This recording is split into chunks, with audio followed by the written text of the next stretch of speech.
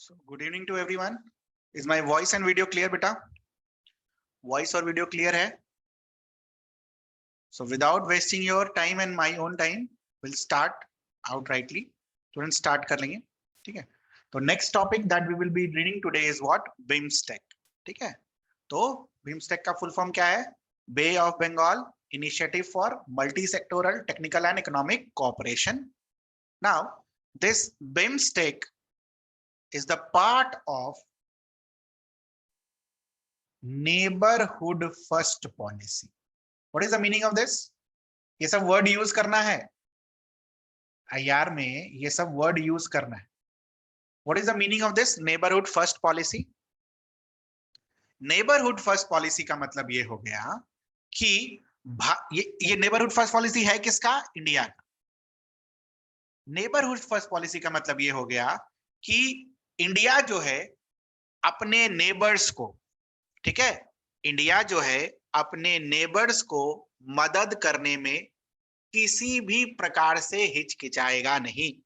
चाहे वो मिलिट्री का सपोर्ट हो, चाहे वो मनी का सपोर्ट हो, चाहे वो किसी और चीज का सपोर्ट हो, इन्वेस्टमेंट रिलेटेड सपोर्ट हो, बिजनेस रिलेटेड सपोर्ट हो, पीपल टू पीपल कॉन्टैक्ट का सपोर्ट हो, हिचकिचाएगा नहीं. हेंस दीज non-हिचकिचाहट is the part of what? Neighborhood first policy. Neighborhood first policy को अभी मैंने बहुत संक्षेप में बोला है. जब हम IR की फिर जब रेगुलर शुरू करेंगे, ठीक है, मतलब एक और पार्ट है IR का जिसमें हम बेसिक चीजें पढ़ते हैं. डिप्लोमेसी क्या होती है, पारा डिप्लोमेसी क्या होती है, स्पेस डिप्लोमेसी क्या होती है, neighbourhood first policy, act east policy, extended neighbourhood policy, ठीक है. तो ये सारी चीजों को हम पढ़ेंगे वहां पर, ठीक है. एक ही साथ वो सारा चीज कवर करेंगे तो वहां पर हम इसको और डिटेल में पढ़ेंगे नेबरहुड फर्स्ट पॉलिसी क्या है. बट अभी के लिए नेबरहुड फर्स्ट पॉलिसी का मतलब क्या है? इंडिया जो है अपने नेबर्स को हेल्प करने में कोई भी हिचकिचाहट नहीं होगी, और जो भी हेल्प हो सकता है either economic, political, military, space, technology, ठीक है, बिजनेस रिलेटेड चीजों को लेकर आप जो इंडिया है वो पीछे नहीं हटेगा. ठीक है, क्लियर है ये चीज? Neighbourhood first policy. तो बिम्स्टेक एक ऑर्गेनाइजेशन है जिसको हम इंडिया के टर्म्स में जो विजुअलाइज कर सकते हैं in the terms of what? It's India's neighbourhood first policy. ठीक है, ये जो बिम्स्टेक को अगर आप देखो तो इसमें 7 मेंबर कंट्रीज हैं. ठीक है, मेंबर कंट्रीज के नाम आपको याद होने चाहिए अब, है ना? क्वार्ट में पूछ लिया नाम, है ना? तो अब कभी भी नाम पूछा जा सकता है. तो जो बिम्स्टेक है यहां पर अगर आप देखो तो देयर आर 7 मेंबर कंट्रीज, और याद रखने का तरीका क्या है? सब बे ऑफ बंगाल से रिलेटेड है. ऑब्वियसली नेपाल और भूटान तो नहीं है, बट उनको भी हमने क्या किया है?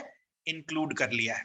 तो एवरी सेक्शन या every countries share its border with bay of Bengal except this Nepal and Bhutan.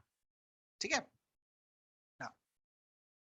ये जो बे ऑफ बंगाल इनिशिएटिव है बिम्स्टेक का, इट हैज मेनी ऑब्जेक्टिव्स. ठीक है, 2 मेन ऑब्जेक्टिव है इसका.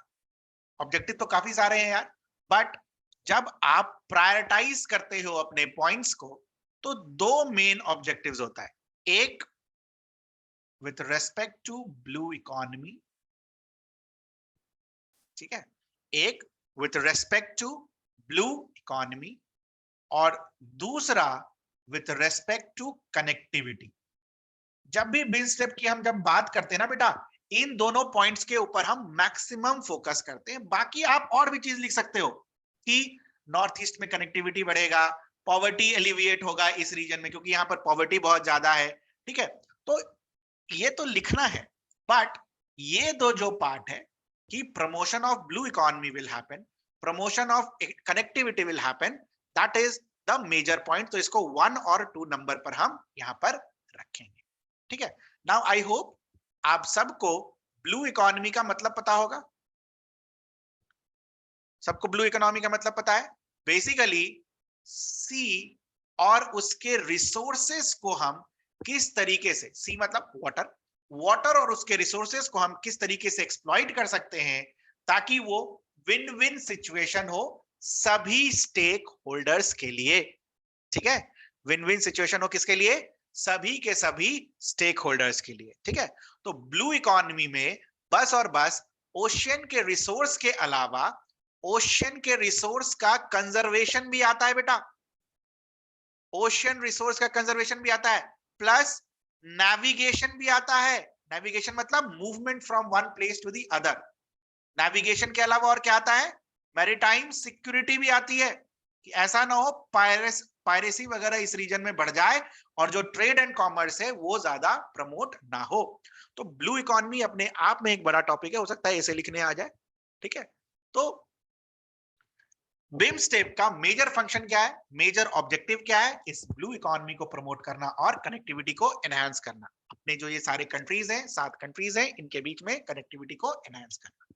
These are the basic things with respect to objectives. Now, next thing is what? Principles. What are the principles of BIMSTEC? Sir रटे कैसे? पंचशील का principal आपको याद है? सभी को पंचशील का प्रिंसिपल याद है ना? Mutual non interference in each others territorial affairs, internal affairs, integrity और सोवरेनिटी को मेंटेन करना, इंटरनेशनल पीस को प्रमोट करना, पीसफुल एग्जिस्टेंस को प्रमोट करना। वो जो पंचशील है ना बेटा, वही प्रिंसिपल है यहां पर। तो पहला प्रिंसिपल क्या है? पंचशील जो है ना, वही प्रिंसिपल है, ठीक है। तो सब कुछ रटने की तो जरूरत है नहीं, जो पंचशील है वही प्रिंसिपल है, ठीक है। तो पंचशील में जो पहला प्रिंसिपल है वो क्या होता है? Respect for sovereignty.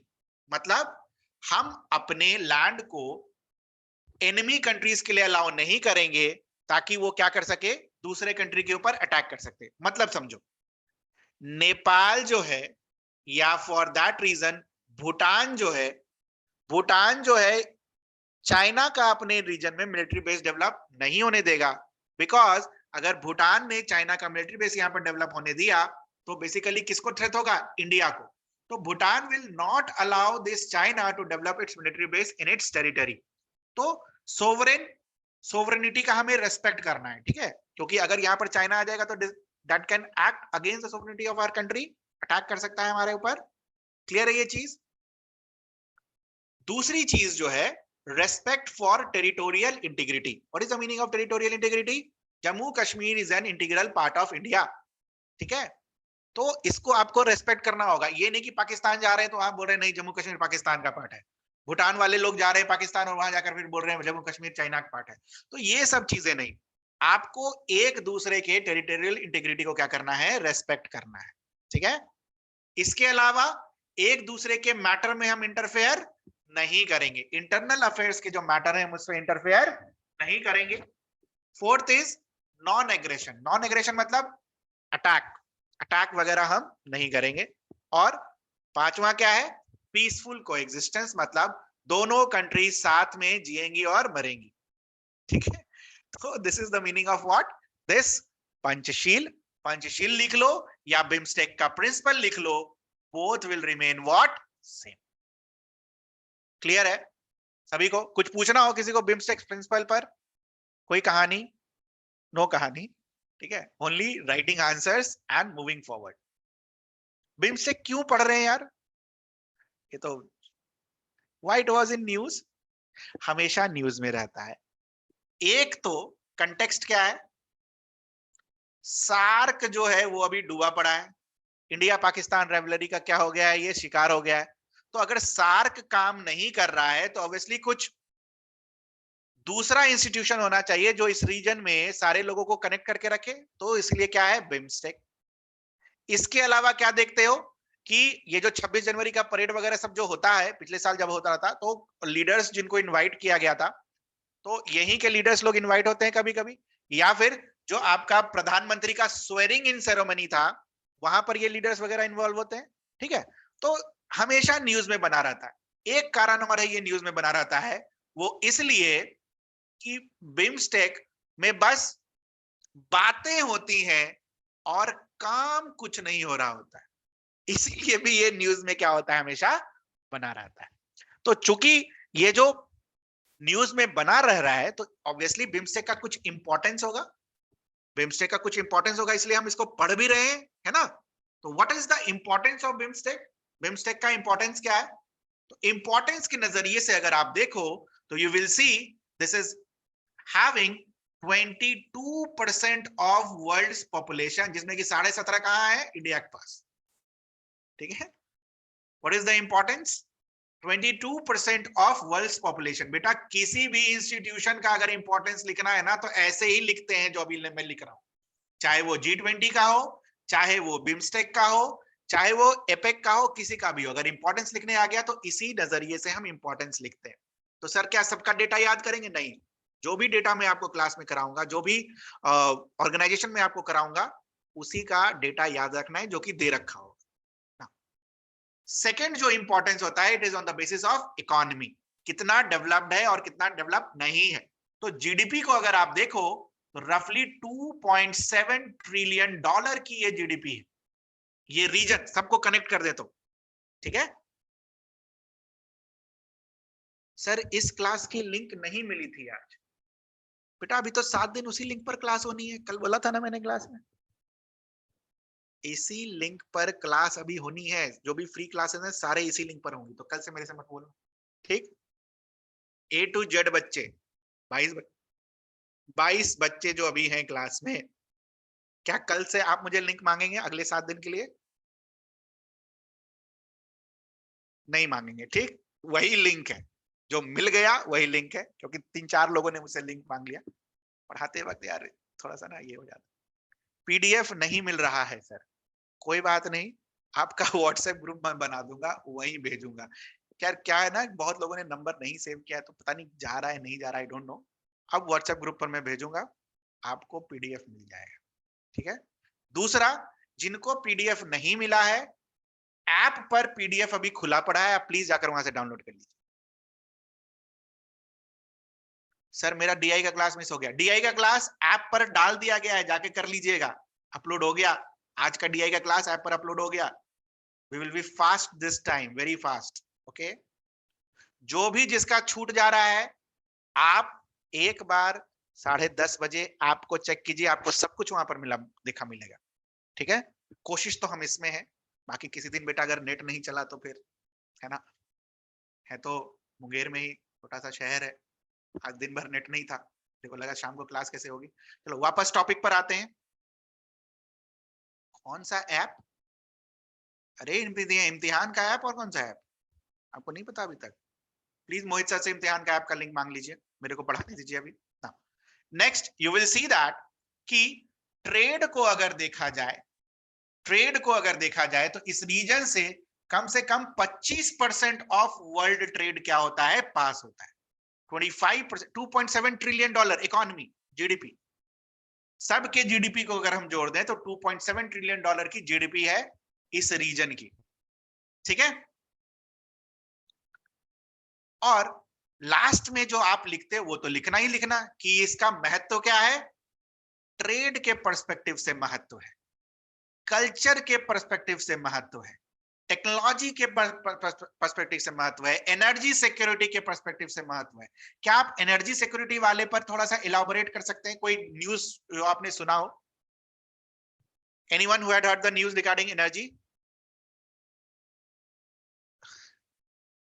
बेटा लास्ट में, ये टाइमिंग का लास्ट में, ठीक है, मेरे को पढ़ाने दो प्लीज, नहीं तो मैं भूल जाऊंगा। लॉस आपका है, लॉस इज टोटली योर्स, बीच में अगर रुका तो। इंटरनेशनल सोलर अलायंस एक बता रहे हैं, एक क्रूड ऑयल बता रहे हैं, एक बीबीआईएन कॉरिडोर बता रहे हैं। बीबीआईएन कॉरिडोर तो कनेक्टिविटी के लिए, मैंने तो एनर्जी पूछा। Have you heard about this? Have you heard about this?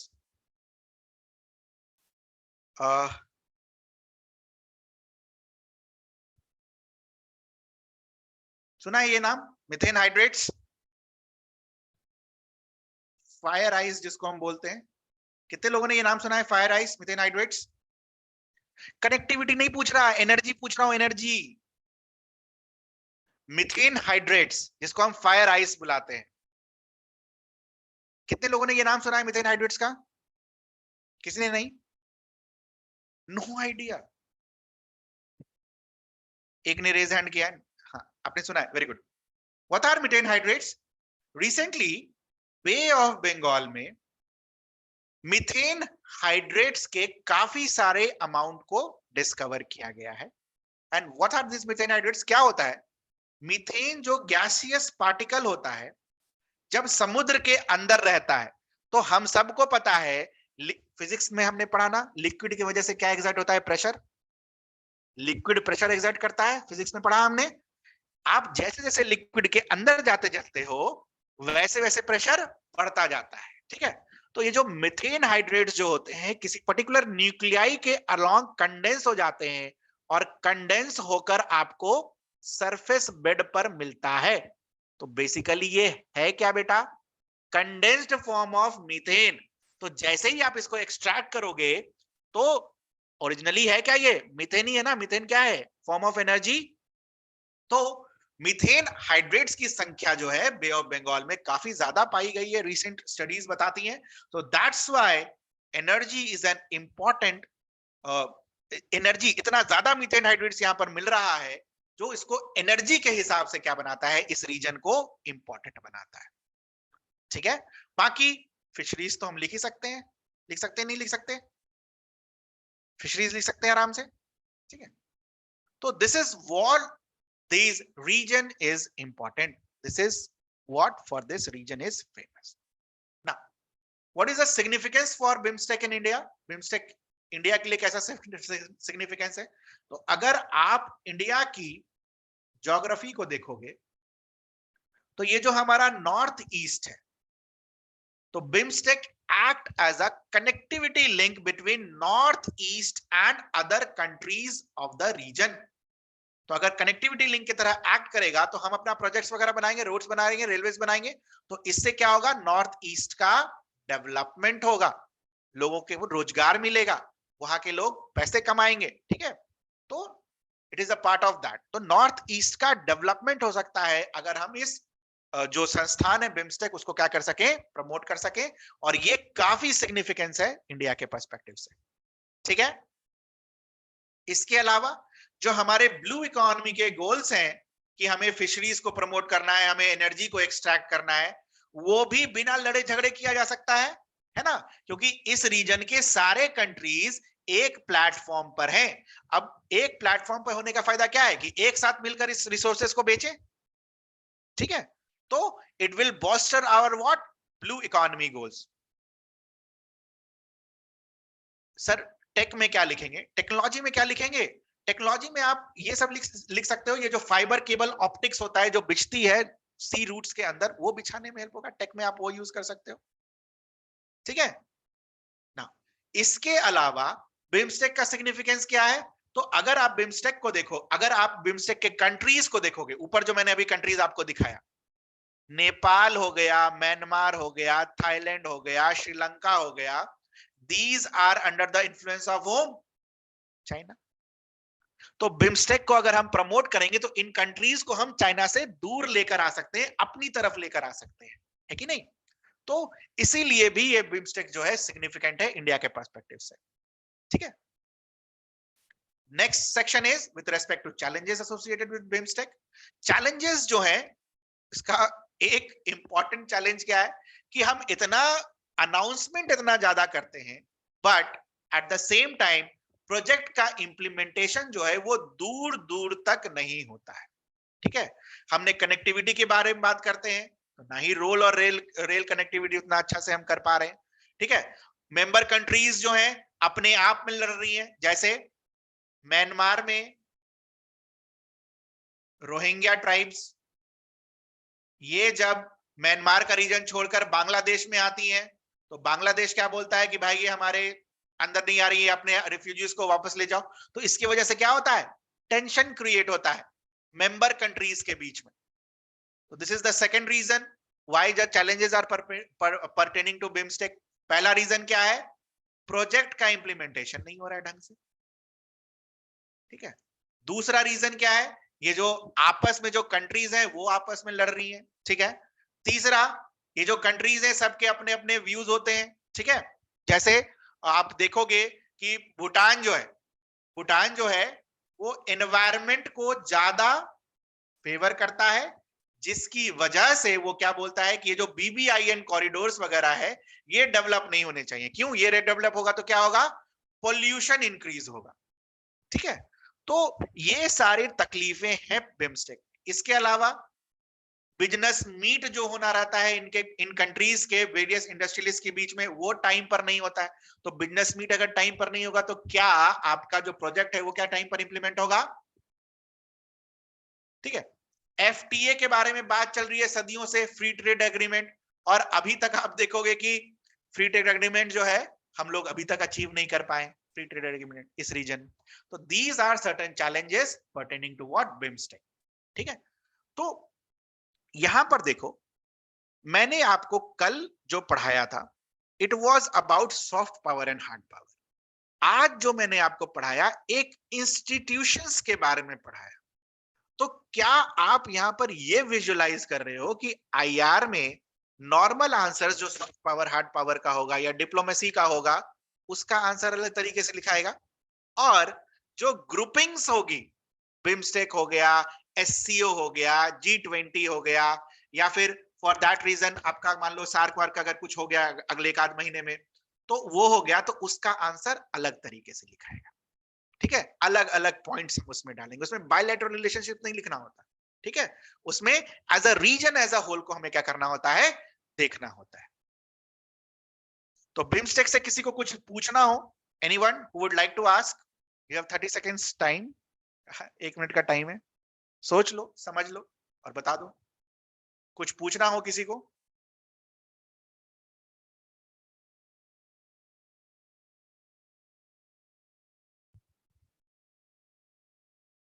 बहुत पढ़ना है यार, बहुत पढ़ना है। एक्ट ईस्ट पॉलिसी हम पढ़ेंगे यार। साफ्टा तो है ना सर, साफ्टा है, बट वही चीज है, इंडिया पाकिस्तान की राइवलरी के कारण वो बढ़ नहीं पाता है। हम फ्री ट्रेड एग्रीमेंट किसके बीच में बात करें? बिम्स्टेक के कंट्रीज के बारे में बात करें। सर एक्ट ईस्ट पॉलिसी, अरे एक्ट ईस्ट और जो पॉलिसी है, ठीक है, लुक ईस्ट, दोनों के बीच का डिफरेंस भी करेंगे उसमें, जब डिप्लोमेसी वगैरह सब हम पढ़ेंगे। सर बिम्स्टेक में अभी तक क्या क्या डेवलपमेंट हो रखे हैं? कुछ नहीं, everything is on the paper.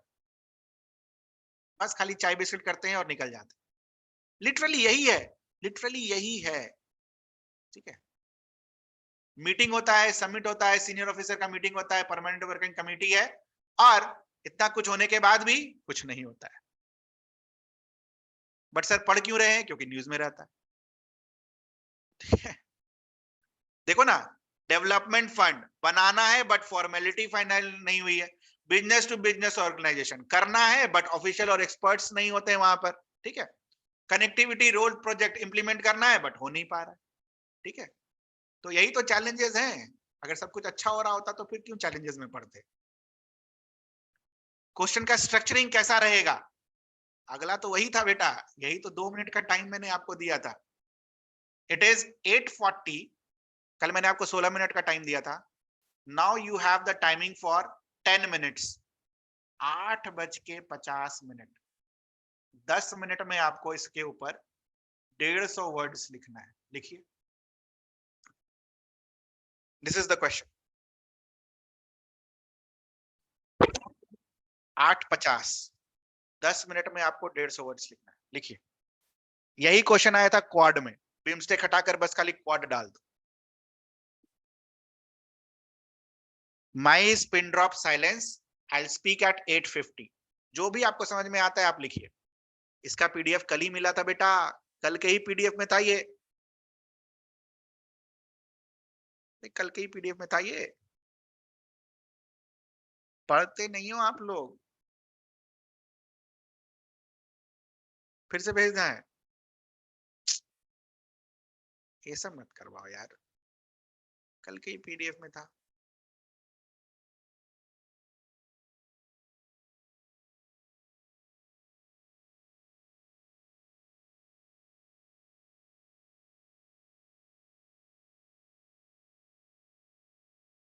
भेज दिया फिर से।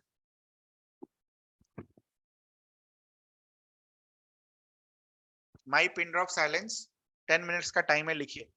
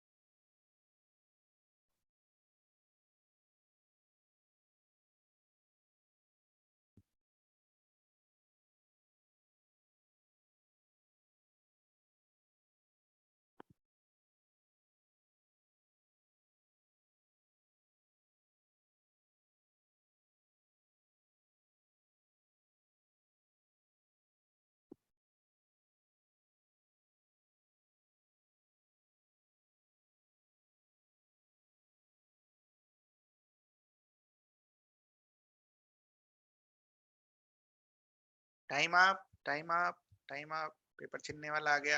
यूपीएससी वाला पेपर छीन लेते हैं, वो पड़ जाएगा आपका। है ना, पेपर पड़ जाता है।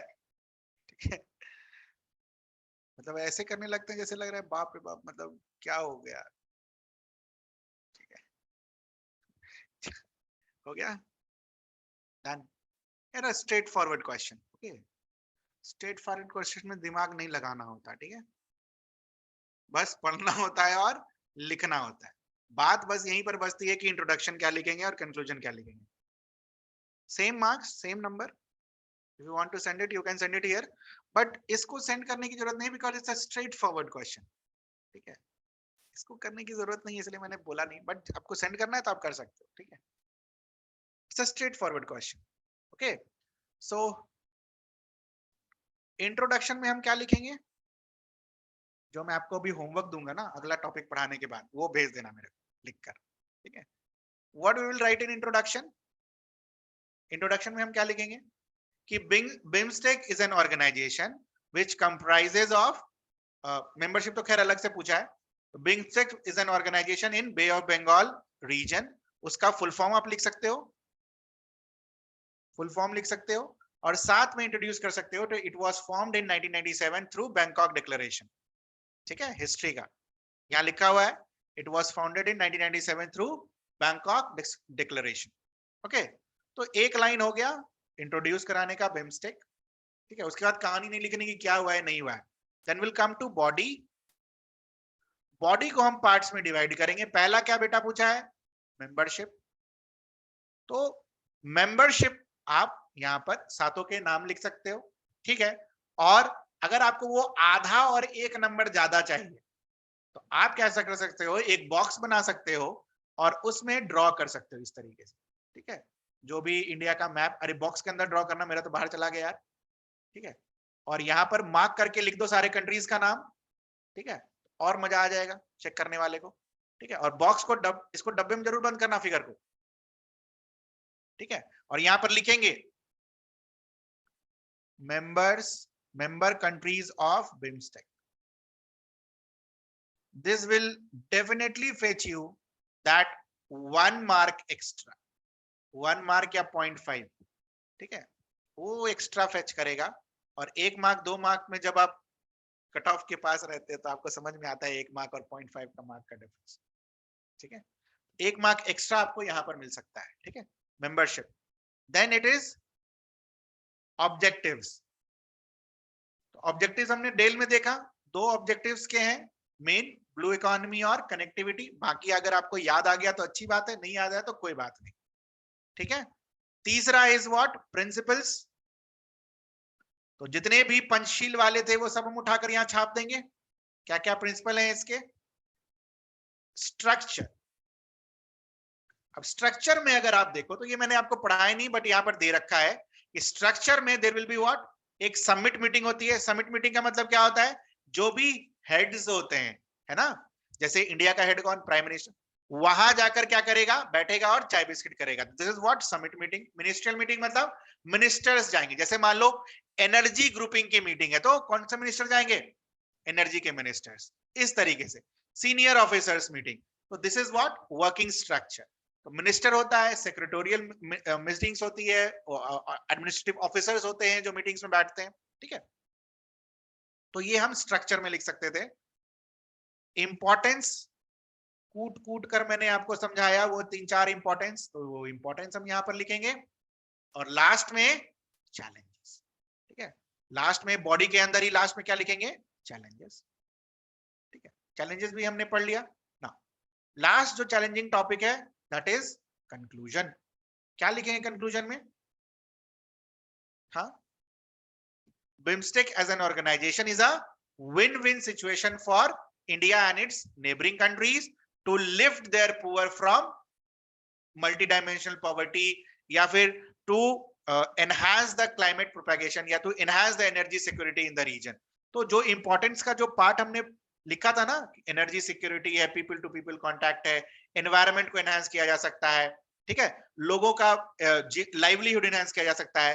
तो बिम्स्टेक एक ऐसा इंस्टीट्यूशन है जो 22.5% ऑफ जनता को क्या कर सकता है, वर्ल्ड की जनता को क्या कर सकता है, इकोनॉमिक पॉवर्टी से क्या कर सकता है, निकाल सकता है बाहर। तो ये होता है फार रीचिंग कंक्लूजन। एक कंक्लूजन ऐसा हो गया। दूसरा कंक्लूजन क्या ले सकते हैं, BIMSTEC as an organization can become energy source for future through methyl hydrates. तो हम एनर्जी इंपोर्टर की जगह इस रीजन को क्या बना सकते हैं, एनर्जी एक्सपोर्टर। तो ये एक फार रीचिंग कंक्लूजन है। ठीक है, ठीक है sir. What's the difference between SAARC and BIMS? अरे दोनों अलग अलग ऑर्गेनाइजेशन है यार, दोनों की मेंबरशिप अलग है, दोनों का चार्टर अलग है, दोनों बना अलग अलग डिक्लेरेशन से है। ठीक है, तो काफी सारे डिफरेंसेस हैं सार्क और बिम्स्टेक। मेंबरशिप अलग है, ऑब्जेक्टिव अलग है। ठीक है, दोनों का जो बनने का तरीका है वो अलग अलग है। ठीक है, दोनों की टाइमिंग्स अलग अलग है बनने की। तो बहुत सारी चीजें अलग अलग है। बट चूंकि सार्क, देखो आईआर में एक चीज ध्यान रखना, जो भी ऑर्गेनाइजेशन न्यूज में रहेगा वही पूछेगा। कोई मतलब स्टैंड अलोन क्वेश्चन नहीं पूछता कोई पुराना वाला। ठीक है, कि आज से 1 साल 1.5 साल पहले का कुछ पूछ लिया, ऐसा आईआर में नहीं होता, क्योंकि वो सेक्शन ही है आपका क्या, international relation and current affairs. ठीक है, क्लियर है? किसी को कुछ पूछना हो इस क्वेश्चन में? किसी को लगता हो किसी ने कुछ गलत लिख दिया हो? कुछ गलत नहीं होता answer, it's always about how you represent. Okay, कोई आंसर गलत नहीं होता, खासकर यहाँ पर पीटी वाला नहीं, ये वाला मेंस का कोई भी आंसर गलत नहीं होता। How you represent, it depends on that. किसी का कोई रिप्लाई नहीं आ रहा तो मान के चलते हैं कि आपने सबने लिखा होगा, अच्छी बात है। नेक्स्ट इज, हाँ ग्रुप बना देंगे, हाँ ग्रुप बना देंगे। ग्रुप बनाना जरूरी है, बिना उसके पॉसिबल नहीं है, मेरे को यही लग रहा है, क्योंकि ना आपको पीडीएफ, अरे 10 PM मिल रहा है कि नहीं? आप 2 मिनट, अगला जो सेक्शन है, will be doing UN, United Nations.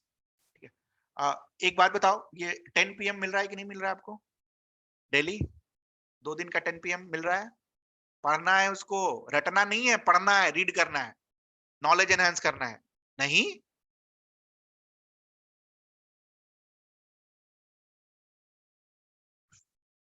10 PM नहीं मिल रहा आप लोगों को? किसी को मिल रहा है, किसी को नहीं मिल रहा है भाई। ग्रुप बनाना होगा मेरे को। 2 दिन का तो 10 PM चला गया, आज भी जाना है। 10 PM पहली बार सुना, सेकंड नहीं मिला। ओहो, मैं ग्रुप बनवा देता हूँ, उसी में मैं डाल दिया करूंगा। ठीक है, वही अच्छा है, उससे बढ़िया कुछ नहीं है ना। 10 PM मतलब समझ रहे हो ना, 10 PM आर्टिकल मिलते हैं आपको पढ़ने के लिए। अरे 10 PM का मतलब है हर दिन 10 बजे आपको एक आर्टिकल मिलता है पढ़ने के लिए, ताकि आपका नॉलेज इंप्रूव हो, आप ऐसे लिख पाए। कंटेंट मिलेगा तभी तो ऐसे लिखेंगे। करंट और अफेयर से रिलेटेड एक भी नहीं मिला अभी तक, कोई बात नहीं, सब मिल जाएगा। रुक जाओ, आज ग्रुप बनवा देंगे, आज ग्रुप बनवा देंगे, या कल सुबह तक ग्रुप बनवा देंगे, और सभी को सारा मटेरियल मिल जाएगा। ठीक है, घबराने की जरूरत नहीं है, सब मिल जाएगा, परेशान मत हो, no need to worry, I am there, सब भेज देंगे। पीटी में दिक्कत नहीं, बना सारा मटेरियल मिला ना, ज्यादा ही मिला। ठीक है, यहाँ भी नहीं हुआ। United nation security council, United nation security council. अब यूनाइटेड नेशन सिक्योरिटी काउंसिल को अगर आप देखोगे तो it comprises of what, P5 plus 10 members. अभी रिसेंटली इंडिया का जो मेंबरशिप है वो खत्म हुआ है ना? इंडिया का जो मेंबरशिप है वो अभी जस्ट कंप्लीट हुआ है, खत्म नहीं बोल सकते हैं। 1 जनवरी 2021 से लेकर कब तक था, 31 दिसंबर 2022। और इस दौरान इंडिया जो है 2 बार प्रेसिडेंट रहा, एक बार सितंबर 2021 में और लास्ट में दिसंबर 2022 में। 2 टाइम्स इंडिया वाज प्रेसिडेंट। ठीक है, इस दौरान में 8वीं बार बना था इंडिया नॉन परमानेंट के मेंबर्स में। ठीक है, तो these are what, non permanent members, और ये 5 क्या है, परमानेंट मेंबर्स। अब बात ये होती है, हाँ अगस्त 21, अगस्त 21 में क्या बोल दिया मैंने, और बोल दिया क्या, अगस्त 21 में। ठीक है, कोई बात नहीं। बात ये होती है जब हम परमानेंट यूएनएससी के बारे में हम बात करते हैं तो UN United Nations security council उसके बारे में छोड़ो, ये जब इंस्टीट्यूशन बना कब बना? हाँ, ये जो इंस्टीट्यूशन बना ये कब बना? 1945 1946 के अराउंड, है ना? आज से कितने साल पहले? 55 और 22 साल जोड़ दो, 77 साल हो गए। इतना पहले ये इंस्टीट्यूशन बना, ठीक है ना? इतना पहले ये इंस्टीट्यूशन बना। अच्छा, उस समय अगर चले जाओ तो उस समय कितने ऐसे डेवलप्ड कंट्रीज हुआ करते थे? बहुत कम कंट्रीज, बहुत कम डेवलप्ड हुआ करते थे। तो आप क्या देखोगे, उन सारे डेवलपिंग कंट्रीज या अंडर डेवलपिंग कंट्रीज को रिप्रेजेंट करने के लिए 5 परमानेंट मेंबर हैं और 11 नॉन परमानेंट मेंबर हैं। ठीक है, क्लियर है ये चीज? और टोटल नंबर ऑफ मेंबर्स कितने हैं यूएन में? 51। 20 साल बाद टोटल नंबर ऑफ मेंबर्स कितने हैं? 118। आज की डेट में टोटल नंबर ऑफ मेंबर्स कितने हैं? 193। मेंबर्स बेटा बढ़ते चला गया, कैन यू सी दिस?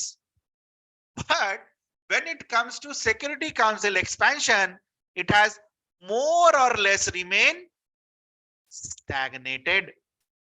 तो सबसे बड़ा इशू जो यूएनएससी के रिफॉर्म में है कि यूएनएससी का जो रिप्रेजेंटेशन है that has been what? Stagnated. Number of members बढ़ते जा रहे हैं बट सीटें जो है वो क्या है? फिक्स। ठीक है, क्लियर है ये चीज? सबसे बड़ा इशू जो है यूएनएससी का वो ये है। नाउ नेक्स्ट थिंग इज कि अगर ऐसा है आज के डेट में, अगर आप बोलोगे कि सिर्फ 5 ही लोगों को परमानेंट सीट मिलेगा, तो जो कंट्रीज इमर्ज होकर बाहर आ रही हैं, जो कंट्रीज डेवलप्ड हो रही हैं, क्या वो ये बात मानेंगी? नहीं मानेंगी।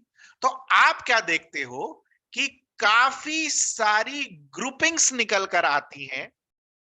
ठीक है, काफी सारी ग्रुपिंग्स निकल कर आती हैं और वो अपना अपना आइडिया देती हैं कि किस तरीके से यूएनएससी को क्या किया जाए? रिफॉर्म किया जाए। किस तरीके से यूएनएससी को क्या किया जाए? रिफॉर्म किया जाए। इनमें से एक ग्रुप का नाम है G4।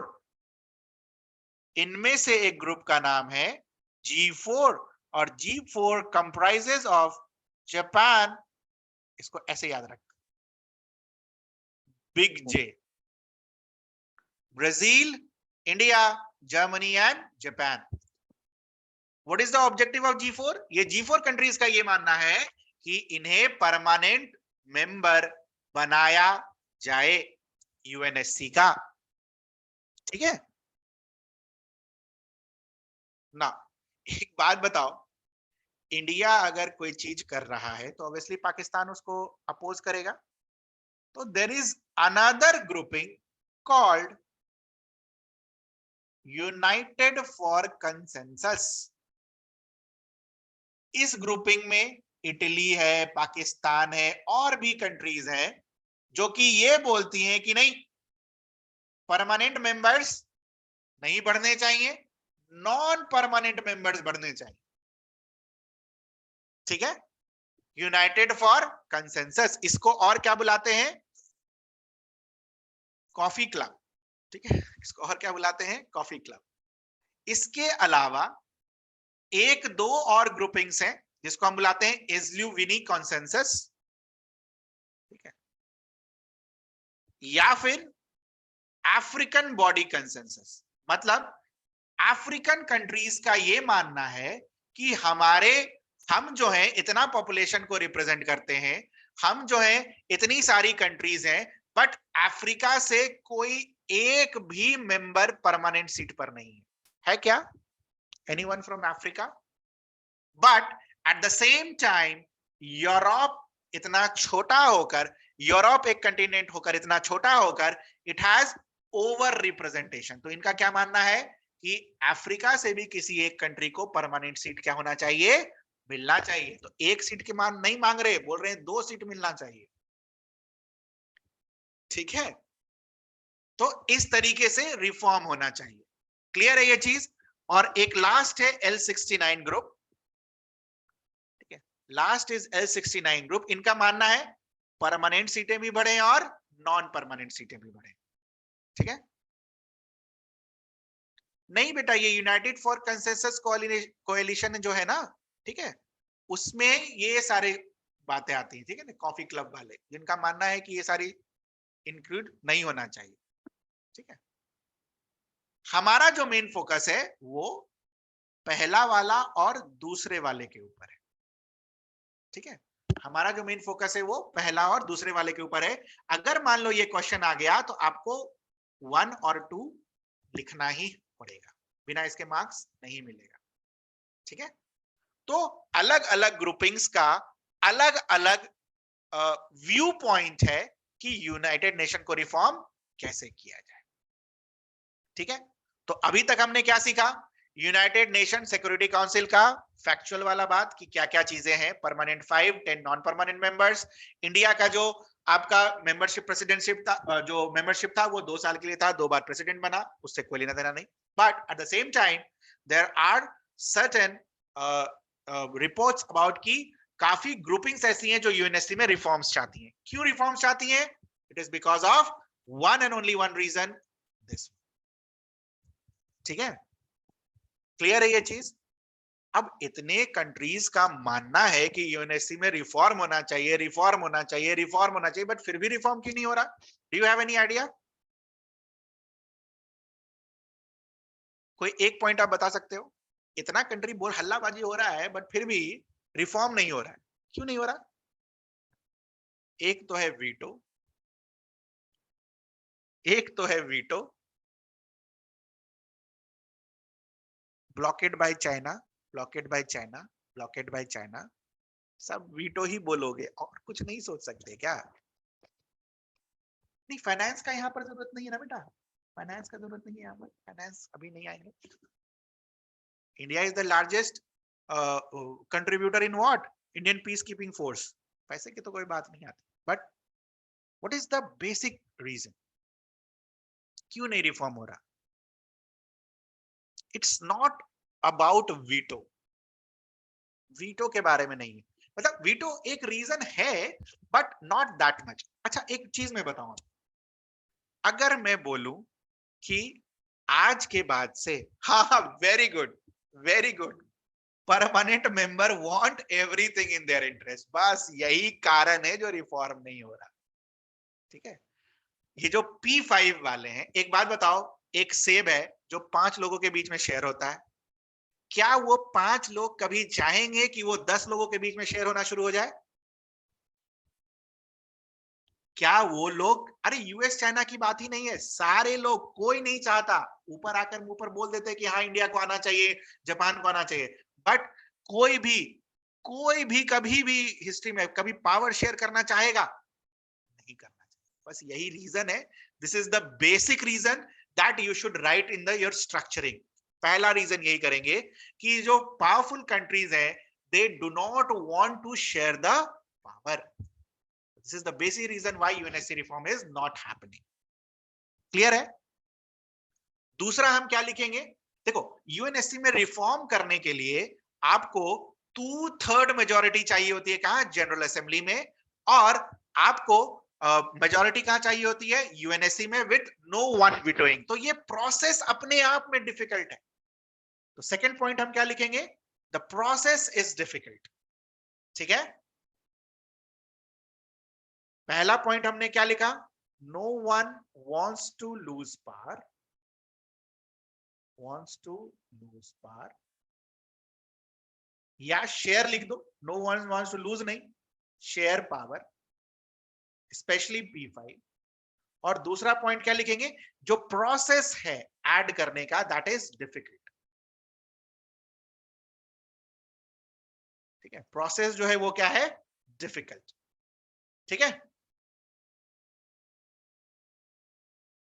साथ ही there is no well defined criteria, कोई क्राइटेरिया नहीं है कि कंट्री का इकोनॉमी इतना हो जाएगा, कंट्री का मिलिट्री इतना हो जाएगा तो उसको यूएनएससी में डाल देंगे, तो there is no well defined criteria. अगर कोई क्राइटेरिया रहता शुरू में ही, जब ये इंस्टीट्यूशन बन रहा होता, तो हम आराम से ये क्राइटेरिया के बेसिस पर कंट्रीज को इंक्लूड कर सकते थे। बट क्राइटेरिया ही एग्जिस्ट नहीं करता है, तो क्या इंक्लूड क्या एक्सक्लूड। ठीक है, तो these are some of the major hurdles that are preventing UNSC reforms. ठीक है, these are the major hurdles we are preventing UNSC reforms। ठीक है ना। एक चीज और आपको देखनी है, एक चीज तो हमने पढ़ लिया, नीड क्या है यूएनएससी रिफॉर्म्स का, कि ये मेंबर्स बढ़ते जा रहे हैं, लेकिन नंबर ऑफ सीट्स क्या है, रिप्रेजेंटेशन वो क्या है, कम। और साथ ही साथ एक चीज हमने अफ्रीका के पर्सपेक्टिव से पढ़ लिया कि अफ्रीका का इतना बड़ा एक कंटिनेंट है, इतने लोग हैं, और फिर भी वहां से कोई भी परमानेंट सीट्स नहीं है। उसके बाद यूरोप इतना छोटा सा है, और फिर उसके पास ज्यादा सीट्स है, तो ओवर रिप्रेजेंटेशन है। तो यही चीज, ये जो 3 पॉइंट्स हमने बात करी ना, this is part of what, need for reform. आखिर जरूरत क्या है रिफॉर्म का, कहीं पर ओवर रिप्रेजेंटेशन है, कहीं पर अंडर रिप्रेजेंटेशन है, तो that's why there is a need for reform. ठीक है, क्लियर है ये चीज। और भी चीजें आप नीड फॉर रिफॉर्म में लिख सकते हो, जैसे क्या अभी जो रशिया यूक्रेन वॉर हुआ, उसमें इतना सारा रिजोल्यूशन लेकर आए कि वॉर बंद होना चाहिए, वॉर प्रमोट होना चाहिए। आप मुझे ये बताओ, क्या उनमें से कोई भी रिफॉर्म, कोई भी वो जो रिजोल्यूशन वगैरह आया, क्या रशिया ने सारा पास होने दे दिया? क्या रशिया ने सारा पास होने दे दिया? तो दिस अपने आप में बताता है कि सब अपने वेस्टेड इंटरेस्ट के लिए काम कर रहे हैं, है ना, सब अपने वेस्टेड इंटरेस्ट के लिए काम कर रहे हैं। ठीक है, तो यूएनएससी रिफॉर्म्स, तो ये सब नीड है यूएनएससी रिफॉर्म्स की। Maximum peace keeping operations going in Africa, but they have no representation.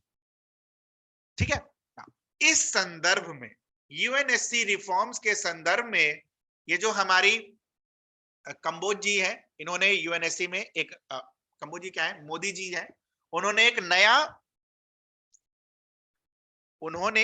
नया वर्ड ढूंढा है, जिसका नाम रखा है नॉर्म्स। ठीक है, नॉर्म्स का फुल फॉर्म क्या है, new orientation for reformed multilateral system. Basically UNSC का रिफॉर्म कैसे करना है, उसका शॉर्ट नाम क्या दिया है, नॉर्म्स। ठीक है, this norms is basically based on 3 pillars. पहला पिलर है पीस एंड सिक्योरिटी, दूसरा पिलर है डेवलपमेंट, और तीसरा पिलर है ह्यूमन राइट्स। मतलब वैसे कंट्री को एंट्री मिलनी चाहिए कि जो पीस एंड सिक्योरिटी को प्रमोट करता हो, डेवलपमेंट को प्रमोट करता हो, और ह्यूमन राइट्स को बचाता हो। ठीक है, तो और साथ में नॉर्म्स इसके लिए भी है कि हम यूनाइटेड नेशंस को इन 3 पैरामीटर्स के ऊपर क्या करेंगे, रिफॉर्म करने की जरूरत है। ठीक है, क्लियर है ये चीज। साथ ही साथ इट ऑल्सो टेल्स कि मल्टीलैटरल इंस्टीट्यूशंस जो है, व्हाट आर मल्टीलैटरल इंस्टीट्यूशंस, वैसे इंस्टीट्यूशंस जहां पर काफी कंट्रीज का रिप्रेजेंटेशन होता है, they are known as what, multilateral institution. तो मल्टीलैटरल इंस्टीट्यूशन को बचाने की जरूरत है, जो कि आज के डेट में क्या हो गए हैं, खतरे पर आ गए हैं। अब ये मल्टीलैटरल इंस्टीट्यूशन में क्या खतरा चल रहा है, तो जब हम WTO के बारे में पढ़ेंगे, वहां पर हम इन सारी चीजों को डिस्कस करेंगे। ठीक है, तो जो नॉर्म्स है वो बेसिकली इन 4 पैरामीटर्स के ऊपर बेस्ड है, जिस पर यूएनएससी को, यूनाइटेड नेशन को क्या करना है, रिफॉर्म करना है। तो इंडिया ने ये नॉर्म्स को प्रपोज किया है। ठीक है, किसी को कुछ पूछना हो इसके बारे में, anyone who would like to ask anything regarding this. छोटा सा टॉपिक था यूनाइटेड नेशन का, क्योंकि इंडिया का प्रेसिडेंटशिप अभी जस्ट खत्म हुआ है, तो रोल पूछ सकता है, रिफॉर्म्स के बारे में पूछ सकता है, और पहला क्वेश्चन जो है वो अब छोटा वाला हो गया है, तो हो सकता है एक डायरेक्ट क्वेश्चन यूनाइटेड नेशन पर पूछ लिया जाए।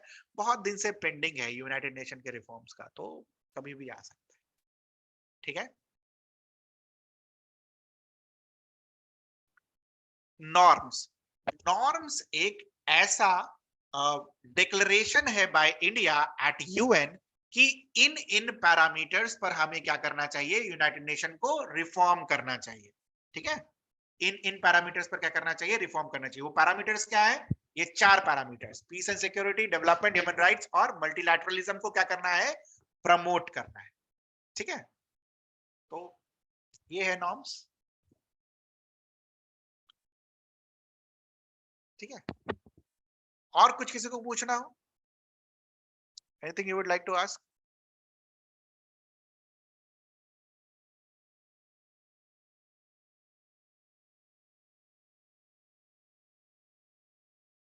No one? This is your question. Again, it is of 19 marks, 200 words. Please read this PDF और कल 10 बजे सुबह तक मेरे को सबमिट कर दीजिएगा। ठीक है, नंबर आपको पता ही है, ये वाला नंबर पर।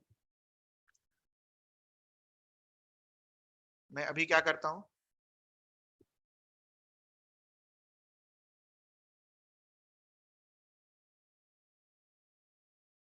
Just give me 1 minute, 1 minute मुझे दो, आई विल सेंड दिस। ये PDF मैं आपको अभी सेंड कर दे रहा हूं, 1 मिनट रुक जाओ। नहीं नहीं, हिस्टोरिक बैकग्राउंड में ज्यादा डिटेलिंग नहीं करना है, 200 वर्ड लिखना है बेटा बस। Just give me 1 minute, I send you right now.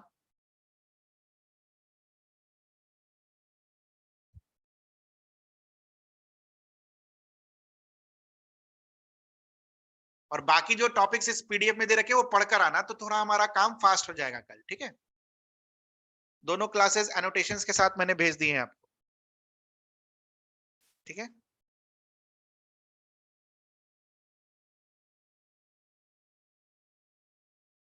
मिल गया सभी को?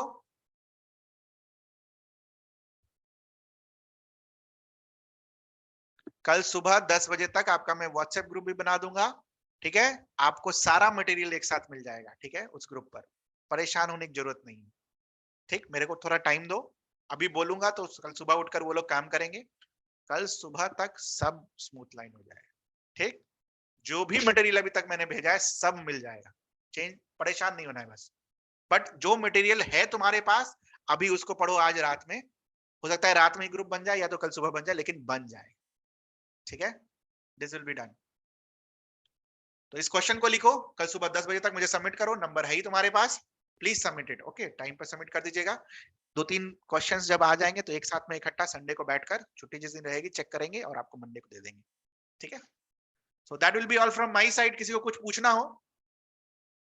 कल 1 टॉपिक था, आज 2 है, धीरे धीरे ये बढ़ता जाएगा। ठीक है, तो एक दिन में तो 4-5 पढ़ा देंगे तो ज्यादा ही हो जाएगा।